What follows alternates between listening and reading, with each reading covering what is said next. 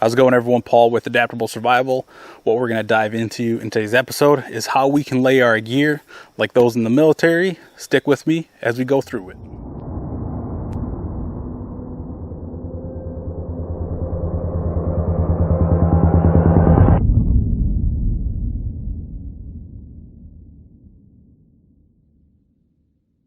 Like I said in the intro, we're going to talk about how we can layer our gear like those in the military.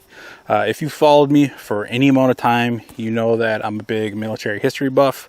It's something I like to read about and research in my downtime, that I'm not solely focused, in outdoor related materials all the time, because that can burn you out over the long run. Different conversation for a different day. But one of the things that I've come across, and I've read about this I don't know how many times, from reading about LERPs and Vietnam to our current wars that are going on in the last 20-30 years, is the 3 lines principle. Now, the short and simple of that is how the military, or how military units go about layering their gear. I tried to find some actual literature, so I could link that in the description box below. I couldn't find anything that was dispersed by the military, but if you do know of anything, please let me know in the comment section down below. I'd love to read that. But short and simple is, it breaks down into 3 lines, given the name.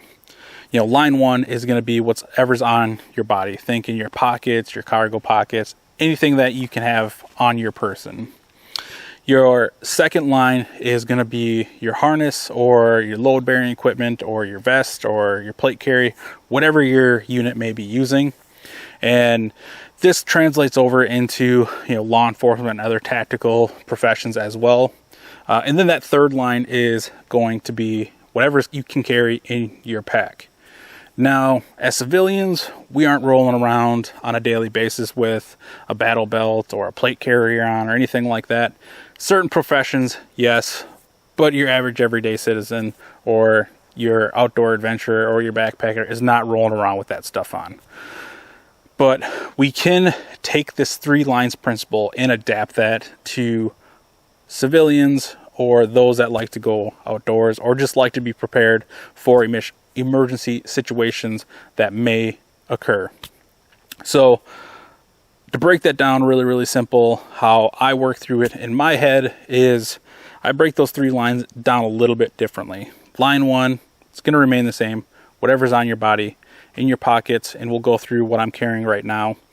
Your pack is going to make up line 2 instead of that combat harness or that battle belt or plate carrier. And then line 3 is going to be your vehicle. So we'll hit on all 3 of those right now. So for line 1, there's a few different things we can carry. Ideally, everything's just going to be in our pockets, but I wanted to touch on the medical kit before we dived into anything else. Now, I could always wear this, but for me, this kind of falls into line 2, since this is something I would have to wear. But what I want to highlight is the tourniquet on here. So, carrying either a Cat 7 or a SWAT T tourniquet, whether the standard width or the wide width, is going to be ideal. Anytime that I'm considering medical equipment or any kind of life-saving medical gear, I base it off of what medical professions are suggesting and recommended as the go-to gear to carry. I'm going to stay away from any kind of knockoffs or products not recommended by organizations. For me personally, I always default to TCCC, because that's Tactical Combat Casualty Care. Obviously, most civilians are in a combat zone, but those can be applied to civilian life if you decide to exercise your right to carry a firearm. Or if you're using an axe or some sort of bladed tool in the woods and you lacerate your leg or your arm or something like that, you can address that with that trauma-based gear. All right, so that addresses medical gear that we can have in line 1. Additionally, what we can carry in our pockets, and I'll take out what I have here. I just have an extra lighter, my Swiss Army knife, obviously my keys because I drove out here. I do have my cap for my camera, obviously not essential for anything other than protecting my lens. But then I also have my phone. all these tools can help us, whether we're trying to contact 911 if there's an emergency in an urban situation, trying to navigate somewhere in a town we're not familiar with, or if we're trying to navigate out in the wild and have this connected to like an inReach or have offline maps downloaded into our phone. Obviously, lighter, start fires, Swiss Army knife can process some smaller materials, whether that's for fire or some sort of crafts that you're doing, or cutting stuff in daily life. All right, so with line one, it's just whatever's in your pockets that you're carrying, whether that is bare bones as I'm going today, knowing that I have additional stuff in my pack, or if I'm carrying more, if I'm not carrying a pack. With line two, that's going to be whatever pack you're carrying. Now, this can be an EDC pack that you're carrying in an urban setting, or a pack you're carrying in the woods or the wilderness or the backcountry. So I've already did a video on what's in this pack, particularly kind of what I consider my essential gear. So you can go back to reference that for what I like to carry for more outdoor settings. I will be doing a video series down the road talking about EDC, get home bags, so forth and so on. But line two is just whatever pack you're carrying. It's giving you additional gear to help you in any kind of emergency situation. And depending on where you're going, you want to tailor it to suit that situation. It's just like if we're going on a backpacking trip in the winter time, we're going to bring essential gear that's going to keep us warm, comfortable, and alive for that situation. It's no different from going from an urban to a wilderness setting. The backpack allows you to carry that extra gear and have extra equipment on hand in case of emergencies. All right, so let's finish up with line three, which is obviously going to be our vehicle. Now, this encompasses any kind of gear that you keep in your vehicle. I'm not going to go into an in-depth vehicle kit in this video. That will be something we do down the road.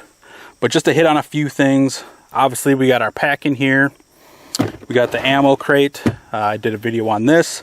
This just allows you to add capability to whatever pack you're carrying. Whether it's, I'm using this in an urban setting and have work-related stuff in here, I can take those things out, leave those in my vehicle if I can't use my vehicle, and use whatever gear is in this ammo crate and put that in the pack. Additional things that I have in here, I have a yoga mat. Now this is more so for when I'm traveling. I can work out and do yoga in my hotel room, wherever I may be at.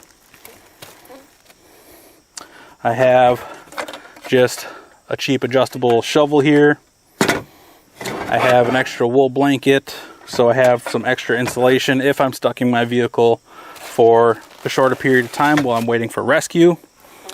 Your vehicle kit doesn't have to be something, super extravagant and completely built out.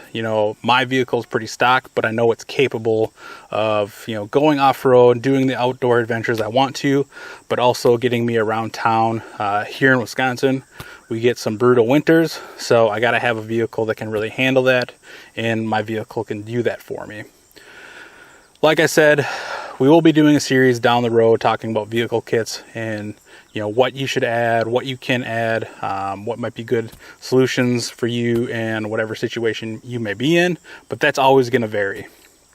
So like I said, with these 3 lines principle, we can adapt that military concept for the civilian world.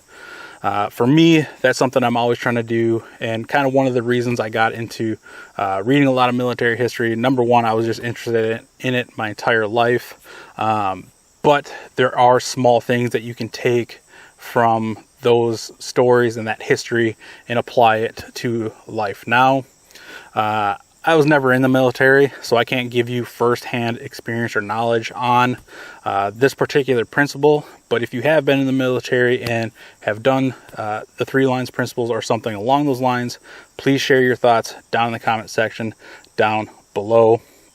Do me a favor, hit the like, share, and subscribe. That helps get more eyes on the channel, helps bring people into our community so we can grow our knowledge base and learn together and grow together. As always, this has been Paul with Adaptable Survival. Adapt your mind, your body, and your gear.